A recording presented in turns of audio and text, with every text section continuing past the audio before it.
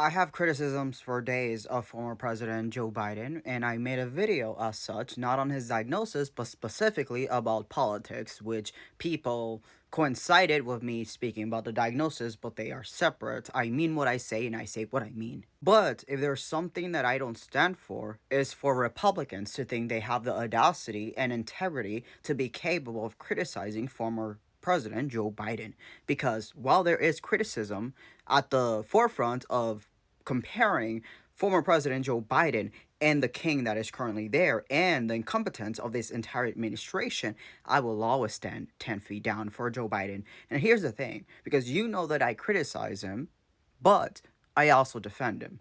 I've criticized Kamala Harris in the past, and I can still, but ultimately, I made a whole video on this, but point is, I defend her. And here's the thing about accountability. You can't hold people accountable and still uplift them, which is what I do, right? Within the reality of a former president who allowed for us to smoothly transition into tyranny, even if you don't believe that, history will accept that, and you put the actual, former president who literally inducted an insurrection to stop the certification process and then also provided that Senate legislative coup for him to not be impeached and then the judicial coup for him to have immunity, and then still here in 2025 crying about how the 2020 election was rigged. All I can say is that I will be celebrating the day that DT is found to have a terminal illness. I do not give a fuck if you think that's fucked up, because this administration, including DT, wants me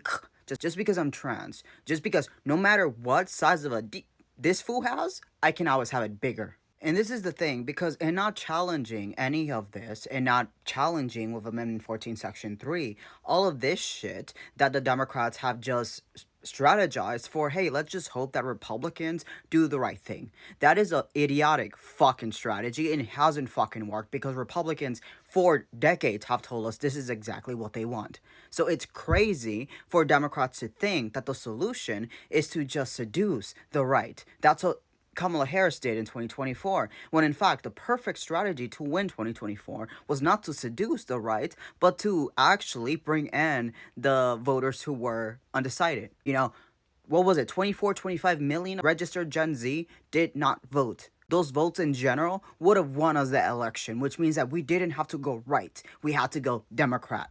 And we didn't, because we were so centering on the Republicans. That's my issue with the Democrats. Even when Democrats hold a majority, we create policy and we move policy in accordance with the comfort of Republicans. Former President Barack Obama. Why do you think he became deporter in chief? People do not acknowledge this because they don't know the politics of it. But in order for Republican Congress to approve of his policy, like DACA, like Obamacare, they give him a quota, because Democrats always hold ourselves to the comfort of Republicans, right? Legislation is kidnapped by Republicans even when they don't control it. And that's our problem, because we continuously cuddle the Republican Party, and in reality, what they do when they have majorities, they maximize on their power. We never do that. And that's our problem, because then they get this audacity of just being capable of just talking shit, and then we allow for that. And this is the thing, I don't give a fuck about this president.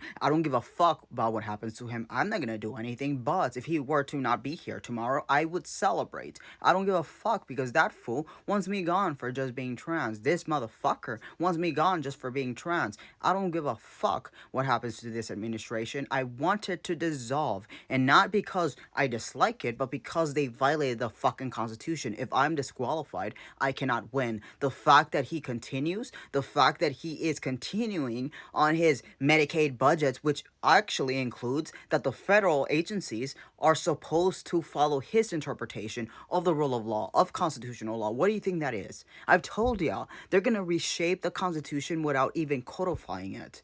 And then you think that I was just putting theories out here. How is it theory now? Is it theory now that they cut that big bill? And you think just by calling your Republican senators, that's gonna be enough. I mean, hopefully it is. I doubt it will be, but hopefully it is. But the reality is that they are committed to one man and one man only, and that is their King Trump. Just because he's called POTUS instead of king doesn't mean he's not a king. We're realizing this in real time. And the reality is that you all are not having the urgency in order to actually accelerate the challenging, right? The resistance. Why is that? Because you think this is just a Republican government, a Republican administration, a Republican presidency, when it's not. And this is why authoritarian experts are leaving, because you think that we have time. But I guess, fortunately, me and you will get to see the end of this constitutional republic. They're not going to tell us when it happens, but we're going to see that, because what we're seeing right now isn't a constitutional crisis, it is a constitutional collapse, all right? And these are the type of people we have, the people who don't have a morality. See, in my video criticizing Joe Biden, I didn't even touch on his diagnosis, because I didn't want to talk about that. I wish him the best in that. It doesn't change the accountability that I position, but I will not stand here and let Republicans drag him when they are the ones who dragged the Constitution. Now, the fact that he didn't actually maximize on his powers is a different thing. Now, that reality is that these people are the ones who actually drag the constitutional integrity. And this is why we're having problems with a compromised branches actually being capable of fixing this. And this is why your blood and my blood is the ones that will have to fix this, because Congress already positioned, hey, we're just lawmakers. We don't get to interpret whether Amendment 14 Section 3 is a thing, so we're going to let the courts do it. And the courts are like, no, courts aren't going to do it because Congress has to do the legislation. And Democrats are like, well, we don't have majority, so we cannot impeach him for Section 3 Amendment 14, which is true. So what happens then when each and every single one of them is pointing at the other one saying we can't do anything? That means that they will refuse to shed their own blood because they want us to do it. All right. And in that reality, what we have to remember is that this government is a disqualified government. This government is an illegitimate government. This government is a terrorist, domestic government. This government is one that is supposed to be dissolved because it didn't actually win a constitutional vote, because it wasn't even supposed to be on the ballot to begin with. Now, whether or not that is actually fixed doesn't change the fact that the political crime happened, which means that a political solution is supposed to happen, right? Either a legislation that says that he doesn't count or a vote that says that he doesn't count, neither of which has occurred. In this reality, what we have are people in government controlling who don't have the authority to.